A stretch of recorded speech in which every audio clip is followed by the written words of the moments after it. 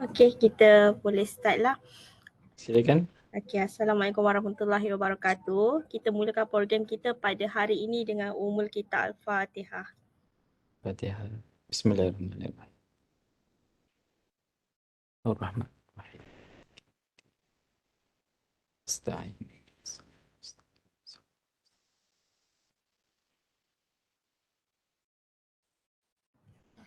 Okey, terlebih dahulu unit latihan Hospital Sultan Abdullah UiTM ingin mengucapkan selamat datang kepada penceramah kita pada hari ini, Encik Hafiz Hatta, penolong pendaftar Jabatan Komunikasi Korporat.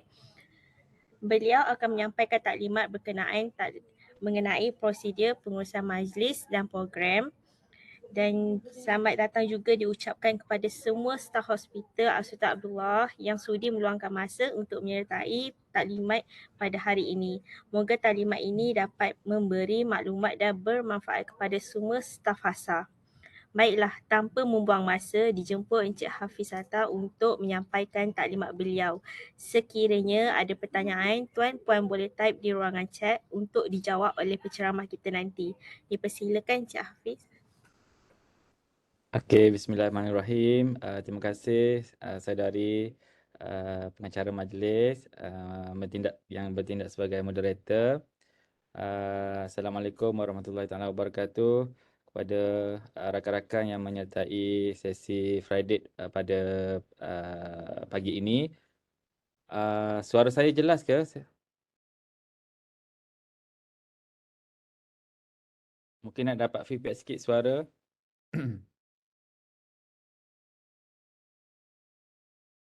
Jelas, Encik Hafiz.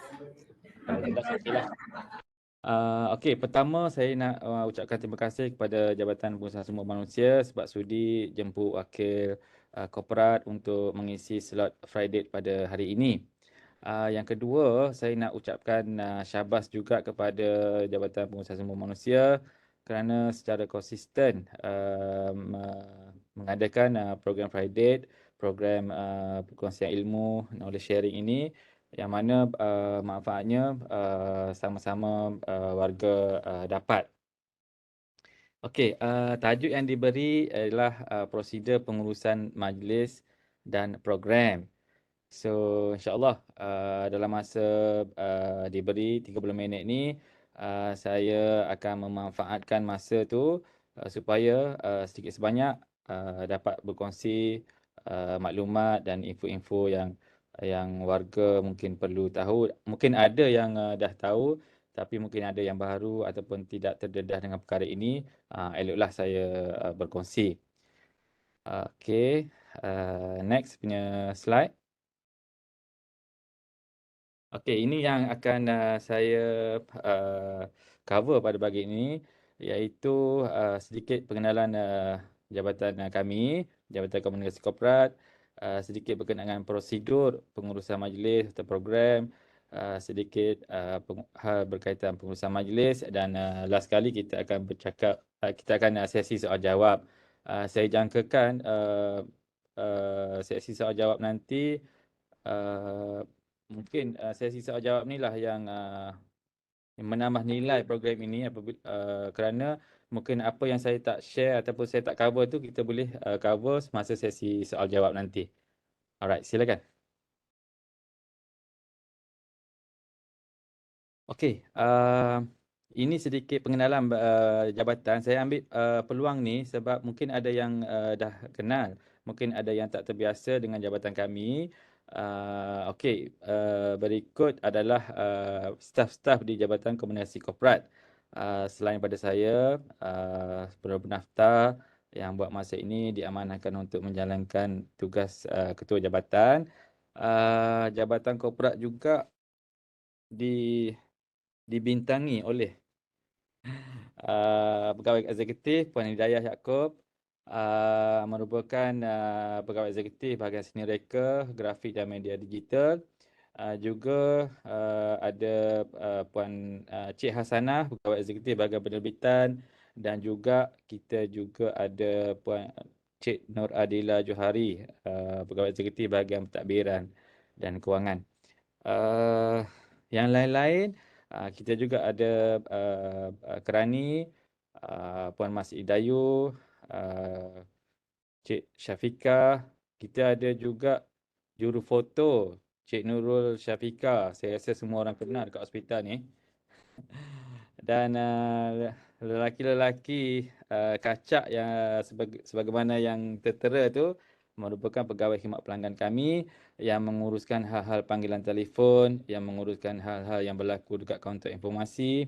Yang saya ingat mereka ni adalah insan-insan yang sabar sebab terpaksa melayan pelbagai panggilan, kerenah, aduan, macam-macam lah dekat talian telefon dengan dekat kaunter tu. Okey, itu sikit sebanyak info staff di Jabatan Korporat. Okey, seterusnya, okey, saya share jugalah dalam seminit dua ni. Berikut merupakan objektif Jabatan Korporat. Jadi, secara ringkasnya, saya nak share sedikit fungsi dan peranan jabatan kami, hal-hal yang berkaitan dengan pengurusan acara yang berlaku di hospital, berkaitan dengan media, imej dan identiti korporat, pengurusan laman web rasmi dan media sosial, khidmat pelanggan, aduan dan maklum balas pelanggan, juga hal-hal penerbitan. Itu antara yang saya tempat yang utamalah fungsi jabatan korporat. Okey. Okey, pertamanya sesi Friday hari ni ikutkan objektif utamanya adalah sesi perkongsian ilmu agar warga mempunyai pengetahuan asas perhubung prosedur dan pengurusan sesuatu majlis atau program. Itu objektif untuk sesi kali ini. Kenapa tajuk ini dipilih? Apa pentingnya untuk setiap warga mengetahui hal-hal berkaitan pengurusan majlis? Sebabnya adalah untuk memastikan majlis program yang kita anjur itu berjalan dengan lancar. Kedua, memastikan objektif penganjuran majlis program tercapai. Dan ketiga, nak menjaga imej dan reputasi jabatan maupun hospital. Dan yang keempat, kita nak elakkan sebarang risiko pelanggaran peraturan. Ini sangat penting kerana jika kita tidak mempunyai ilmu tetapi kita menganjurkan sesuatu, kita berisiko untuk melakukan kesilapan dan objektif utama penganjuran pun tidak tercapai. Okey, silakan. Okey, bercakap pasal prosedur. Prosedur kalau ikutkan adalah satu tata cara ataupun perkara yang menjadi kelaziman. Tata cara ataupun perkara yang selalu kita amalkan yang ketetapannya dibuat mengikut langkah-langkah yang ditetapkan. Maknanya untuk saya sentuh dulu sedikit pasal prosedur ni. Mungkin ada kebanyakan ada rakan-rakan yang belum terdedah ataupun belum dimaklumkan macam mana sebenarnya kita nak anjurkan program tu. Apa langkah awal yang perlu kita buat? Okey, pertamanya contohnya satu jabatan tu nak anjurkan program, perlulah menyediakan kertas cadangan ataupun kertas konsep di peringkat jabatan. Maknanya telah diperbincangan melalui ketua jabatan apa semua dan menyediakan kertas cadangan sebaik-baiknya supaya kertas cadangan itu apabila masuk ke mesyuarat nanti tidaklah ada tertinggal sana sini dan perlu dilakukan dengan cermat dan mengambil kira semua aspek. Apabila kertas cadangan tu telah siap, boleh dihantar kepada Sekretariat Mesyuarat Jawatankuasa Pengurusan Hospital (HASA) bagi tujuan pertimbangan seterusnya kelulusan penganjuran program. Yang ini adalah langkah awal supaya kertas cadangan itu boleh dibentangkan dalam mesyuarat. Pertama, untuk tujuan kelulusan menganjurkan program. Kedua, juga untuk kelulusan kewangan. Kalau ada implikasi kewangan, sudah pasti ianya perlu diputuskan dalam mesyuarat JPH, Jawatankuasa Pengurusan Hospital. Yang ini kalau puan-puan kenal, akan berurusan dengan Puan Rosalina Rokli, penolong pendaftar kanan. Beliau merupakan staf rujukan lah untuk urusan-urusan kertas cadangan ni. Okey, apabila kertas cadangan itu telah mendapat kelulusan pihak pengurusan hospital, maka tibalah waktu untuk pembentukan jawatankuasa, pelantikan ahli jawatankuasa dan seterusnya panggilan mesyuarat lah bagi membincangkan perkara-perkara yang berkaitan dengan penganjuran program dan seterusnya pelaksanaan program lah pada hari kejadian. Itu adalah prosedur, itu dah ada langkah awal bagi mendapatkan kelulusan dahulu. Maknanya tidaklah sesuatu program itu terus-terus buat, terus-terus anjur tanpa pemakluman kepada pihak pengurusan. Apa-apa program yang berlaku di hospital ataupun di peringkat jabatan pun perlu memaklum kepada pihak pengurusan kerana kita membuat sesuatu program itu dalam premis hospital, bukannya tempat sendiri, tapi kita mesti ingat setiap yang kita gunakan fasiliti apa semua tu di bawah hospital. Okey, seterusnya. Okey, apabila bercakap pasal pengurusan majlis, tiga keadaan yang kita perlu jelas, iaitu sebelum, semasa dan selepas. Maknanya setiap kategori peringkat ni ada benda-benda yang perlu diuruskan sebelum program, semasa program dan selepas program. Kalau sebelum tu macam yang saya share tadi, kongsikan tadi, mendapatkan kelulusan pengajuran program daripada pihak pengurusan HASA. Apabila dah dapat pembentukan jawatankuasa and then melakukan persiapan dan penyediaan atur cara dan gerak cara untuk panduan ahli jawatankuasa. Itu berlaku sebelum program.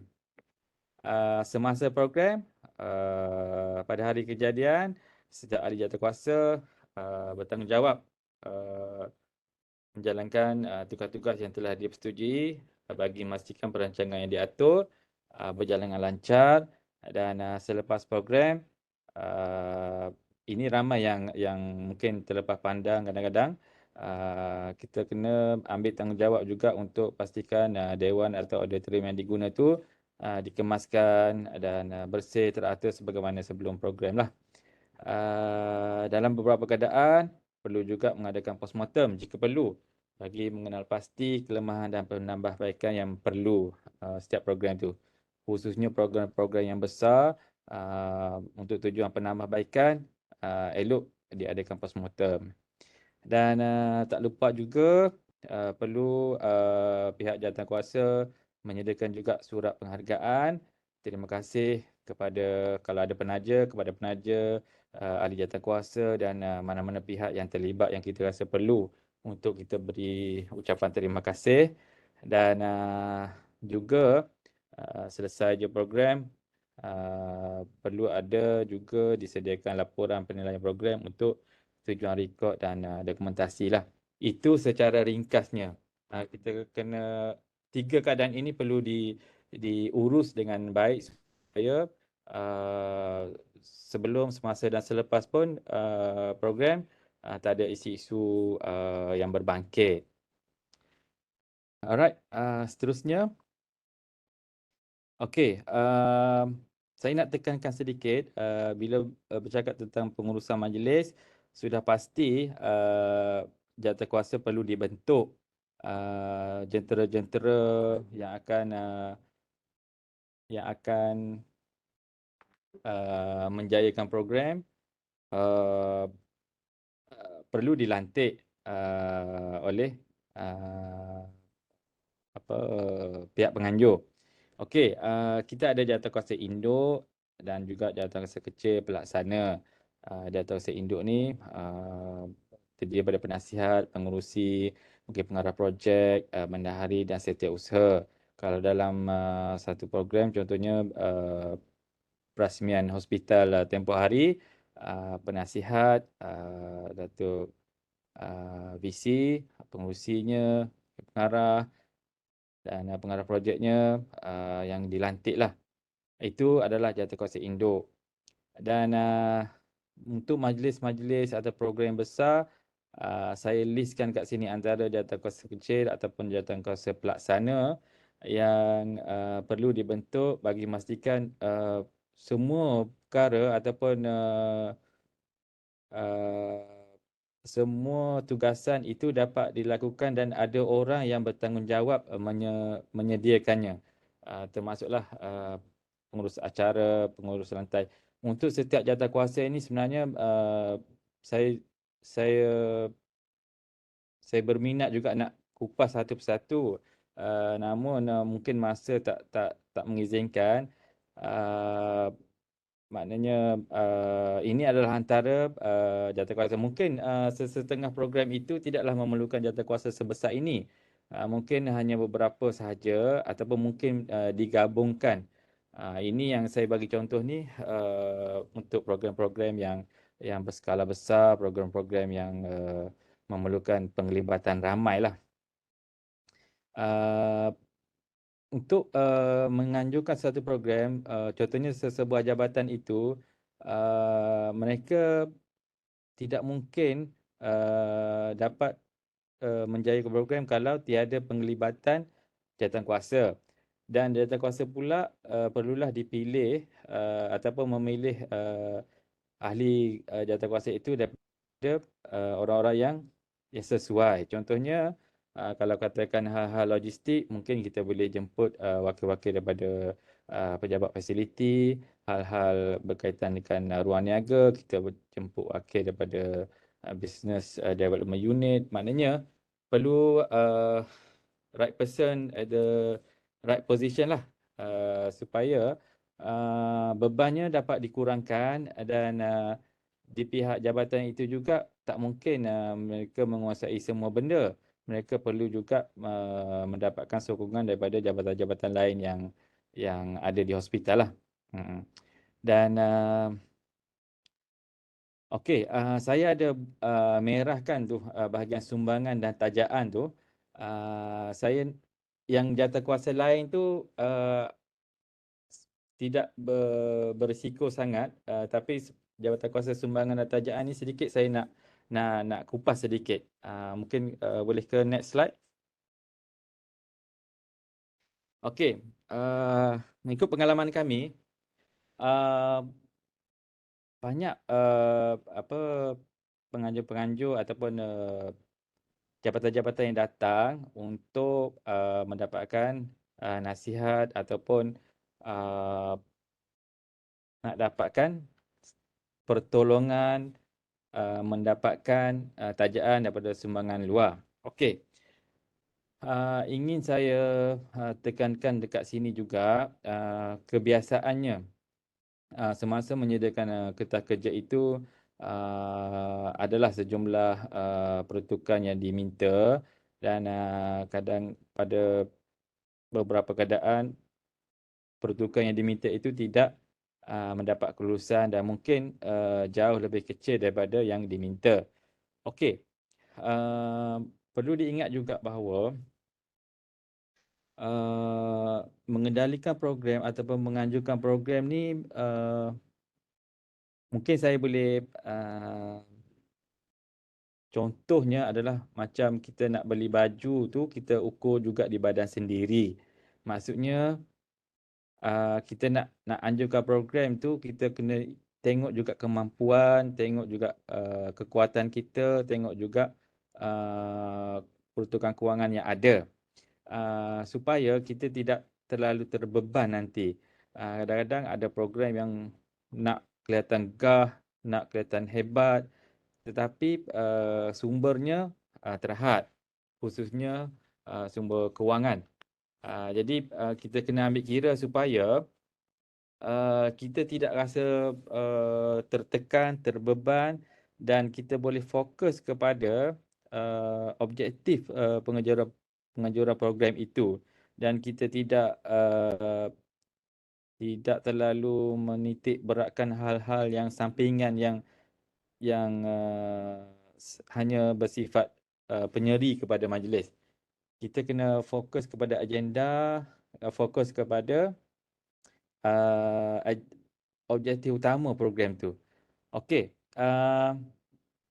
untuk makluman rakan-rakan juga, kita ada prosedur untuk memohon sumbangan, iaitu okey, apabila program dah diluluskan apa semua, tibalah masa untuk jawatankuasa sumbangan atau tajaan menjalankan tugas, iaitu uh, mengenal pasti syarikat atau agensi yang berpotensi memberi tajaan. Untuk peringkat ini, kita perlu ambil perhatian. Kita tidak boleh sewenang-wenangnya memilih syarikat-syarikat yang kita tak tahu pun latar belakang dia, dan kita kena tahu bentuk sumbangan yang bakal diterima, dan kita kena pastikan juga syarikat itu ada kepentingan dengan UiTM atau hospital atau tidak. Ini bagi nak mengelakkan ada uh, conflict of interest lah, ada hal-hal lain yang boleh membawa kepada isu yang lain. Jadi ini perlu diberi perhatian supaya senarai nama-nama syarikat ataupun yang kita identify itu bersih, tidak ada terpalit dengan isu-isu yang tidak elok. Itu pentingnya. Dan begitu juga dengan bentuk sumbangan yang bakal diterima nanti, kita kena identify sumbangannya macam mana supaya sesuai dengan hospital. Maksudnya kalau ada benda-benda ataupun item yang kurang sesuai dengan hal-hal kesihatan dan apa semua, kita pun perlu ambil kira lah. Jadi senarai syarikat-syarikat ini perlu kita list, senaraikan dan menghantar surat permohonan kebenaran memohon sumbangan daripada Pejabat Naib Chancellor untuk kelulusan. Okey, ramai yang tanya kenapa perlu peringkat Naib Chancellor? Tak boleh ke dia peringkat hospital sahaja yang luluskan? Memang untuk urusan ini perlu dihantar kepada peringkat Pejabat dan Chancellor, kerana di peringkat UiTM Induk sana, tapisan mereka dibuat tapisan dibuat secara rapi bagi memastikan syarikat yang kita kemukakan tu betul-betul layak, betul-betul bersih. Dan kadang-kadang kita di peringkat hospital ni kita rasa sesuatu syarikat itu bersih, okey, layak, tapi di peringkat pejabat najis nanti mereka lebih mempunyai maklumat yang lebih pasal sesuatu syarikat. Jadi kita menghormati perkara ini, dan mungkin dengan cara inilah supaya syarikat yang terpilih nanti betul-betul layak. Okey, apabila dah mendapat kelulusan daripada pihak Naib Chancellor, pihak jawatankuasa bolehlah membuat permohonan kepada syarikat-syarikat yang dikeluarkan pasti, mungkin melalui surat ataupun email rasmi. Seeloknya adakan sesi perbincangan dengan pihak syarikat supaya ada win-win situation lah. Dan perlu diingat bahawa sebarang urusan yang melibatkan sumbangan wang perlu dimaklumkan kepada pihak Jabatan Kewangan dan unit pembangunan perniagaan. Hal-hal berkaitan ruang niaga apa semualah perlu dimaklumkan, sebabnya unit pembangunan perniagaan ini juga yang menguruskan hal-hal berkaitan tajaan dan sumbangan. Ada borang yang perlu diisi dan dihantar kepada unit pembangunan perniagaan. Ini sangat penting bagi memastikan kita mengajukan program ni tak ada isu. Janganlah kita terlalu nak dapatkan tajaan sehingga kita membuat silap, dan kesilapan yang kita buat itu kadang-kadang tidak sepadan dengan program yang kita nak anjurkan. Program hanya contohnya berlangsung separuh hari sahaja, tapi disebabkan kita leka dan ambil saja risiko mendapatkan tajaan daripada pihak-pihak yang tertentu, kemudian hari nanti timbul masalah apa semua, Dan masalah itu mungkin melibatkan uh, isu integriti dan isu-isu lain yang dia punya padah dia tu tak padan dengan apa yang kita nak capai semasa program tu. So semua pihak kena berhati-hati, kena play safe dan jangan terjebak ataupun mudah untuk menerima sumbangan-sumbangan. Semua mesti dimaklumkan kepada jawatankuasa dan perlu mendapat kelulusan. Even sekecil-kecil sumbangan. Kalau katakan tiba-tiba je ada syarikat yang nak, kita tak mohon pun ada dia nak secara sukarela nak bagi, boleh. Kita bagi borang sumbangan dan pihak unit pembangunan perniagaan melalui jawatankuasa sumbangan, dia yang pihak jawatankuasa yang akan meluluskan. So bila kita dah lalui semua ini, maknanya kita dah selesai bab ni dan kita tak perlu risaulah sebab semua benda mendapat kelulusan dan pemakluman. Ini sangat penting sebab beberapa kes yang berlaku baru-baru ini, hal-hal kecil macam ni lah yang menyebabkan kehilangan jawatan dan dibawa ke mahkamah dan sebagainya. Kita tak naklah perkara ini berlaku. Okey, seterusnya, cepatnya masa berlalu. Okey, ini sedikit kesimpulan lah. Berkenaan dengan tajuk hari ini, iaitu setiap daripada kita, setiap pihak harus mengikut dan mematuhi prosedur dalam mengajukan program. Yang penting program berjalan lancar dan objektif tercapai. Itu je penting. Yang hal-hal lain itu penting juga, tapi kita kena fokus kelancaran program dan objektif tercapai. Tak guna kalau program itu berlangsung tapi objektif tak tercapai. Maknanya program hanya sia-sia lah kalau objektif yang kita buat itu tak capai. Dan pengurusan majlis ni,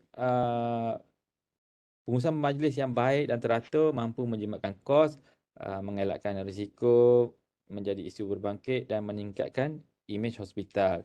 Bila kita anjurkan sesuatu program itu, majlis itu tambah-tambah pula dihadiri oleh orang luar, orang awam atau VIP daripada kementerian ataupun VIP luar. Bila majlis itu berjalan lancar, kita juga dapat meningkatkan imej hospital itu sendiri. Nampak profesional, nampak gah, nampak tidak cikai-cikai lah maksudnya. Apabila satu majlis itu dibuat secara tak proper apa semua, terus terpalit imej yang seolah-olah kita tidak profesional, seolah kita lemah dalam mengajukan program. That is why setiap kali program, sekecil-kecil program pun kita kena ada standard. Jangan kita ikut suka dan jangan nak sekadar nak lepaskan tanggungjawab saja. Itu kita kena jaga.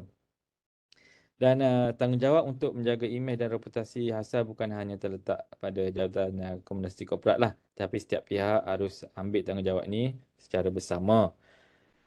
Okey, jika sesuatu program majlis berjalan dengan baik dan mendapat pujian, ia adalah kejayaan bersama, dan jika program tidak berlaku secara yang dirancang, dugaan ini harus kita hadapi juga secara bersama dan kita tidaklah menuding jari kepada mana-mana pihak.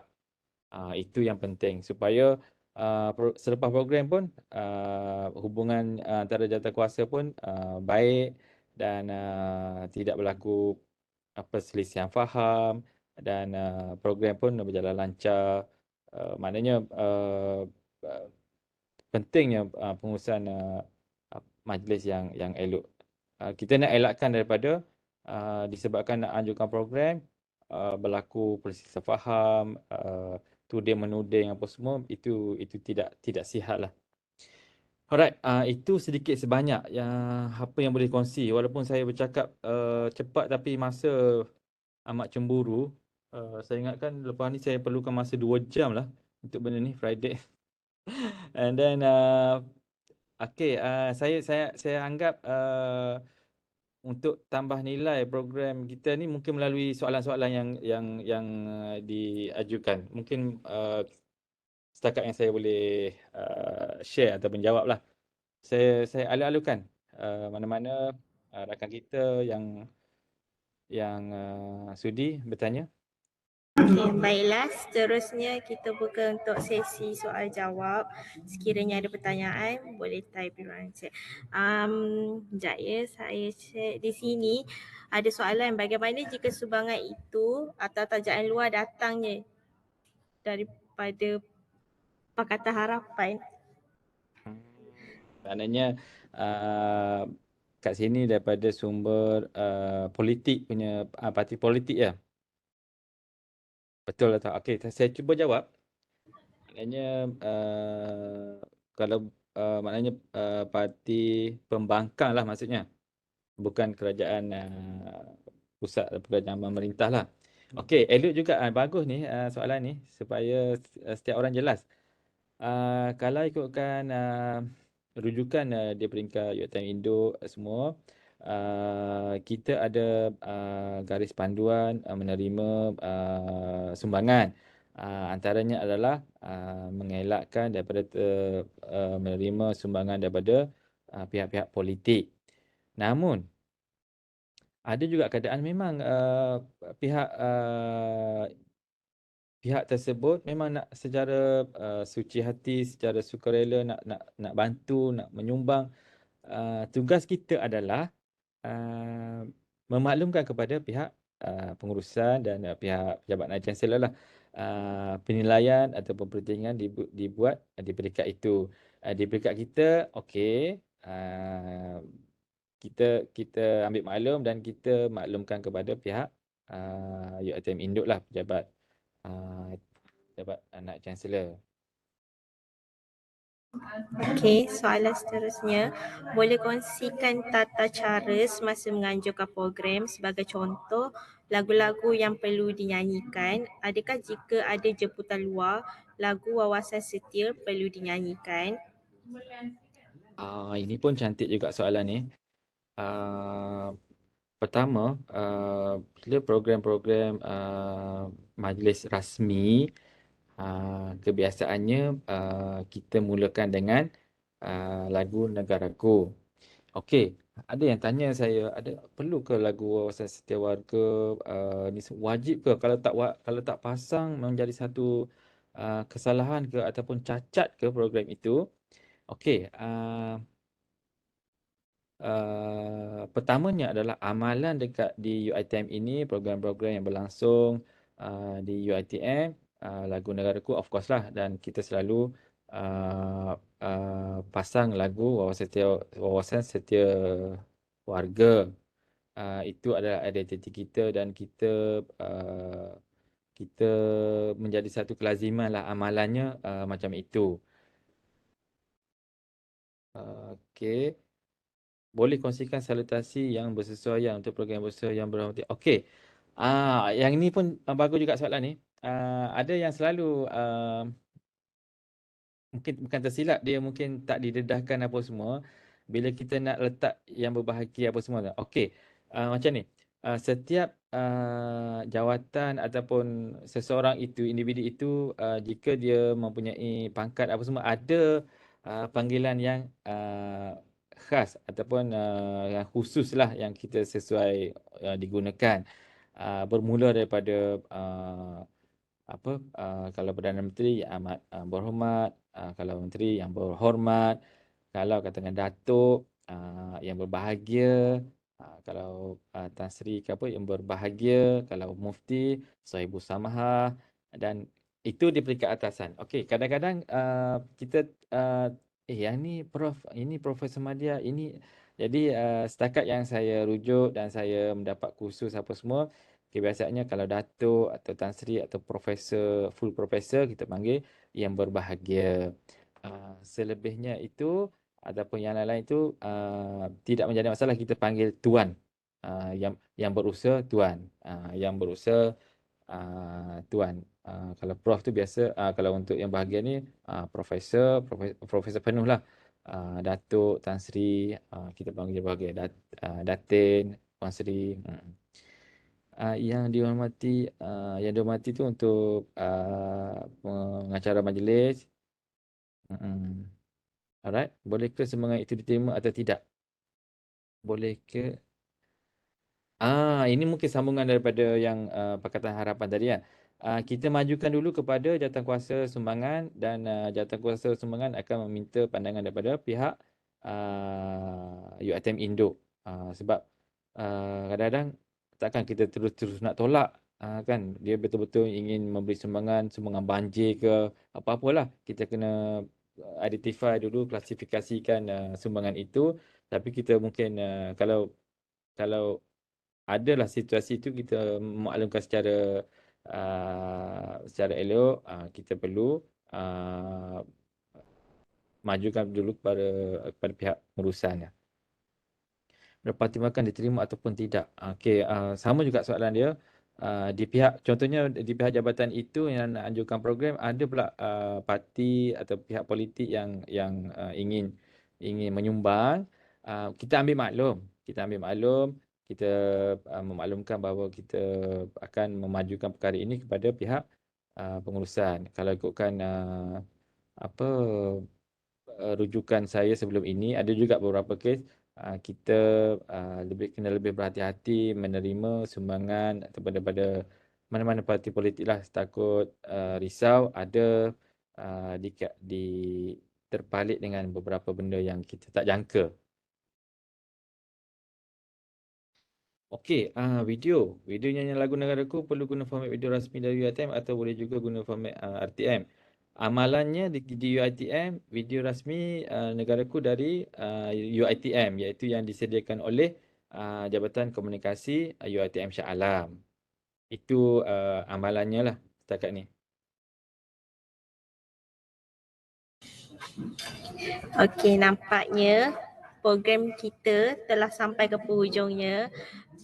Pihak unit latihan ingin mengucapkan ribuan terima kasih kepada Encik Hafizata di atas kesediaan untuk berkongsi maklumat berkenaan taklimat prosedur pengurusan majlis dan program staf pentadbiran pada hari ini.